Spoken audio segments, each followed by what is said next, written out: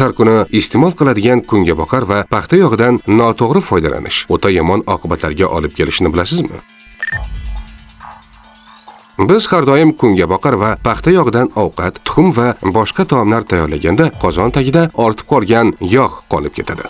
Bu qolib ketgan yog'dan biz yana boshqa ovqat pishirishda yoki tuxum qovurishda foydalanamiz. Bu katta xato hisoblanadi. Yog'ni 2 marta qayta ishlatish bu organizm uchun zahar bo'lib hisoblanadi. Bular quyidagi holatlarni keltirib chiqaradi. Qayta ishlatilgan yog' kanserogen modda hisoblanib, saraton kasalliklarini keltirib chiqarishi mumkin. Organizm zaharlanadi, sababi 2-3 marta qaytadan foydalanilgan yog' tarkibida foydali moddalar chiqib ketib bo'ladi.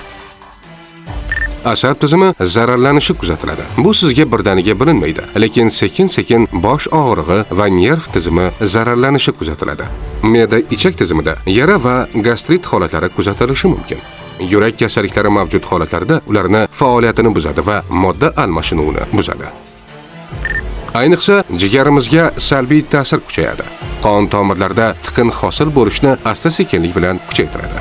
Qayta ishlatilgan yog' ko'rish va teri salomatligiga ham salbiy ta'sir qiladi. Salomatlik va strategik rivojlanish instituti ijtimoiy tarmoqlariga obuna bo'ling.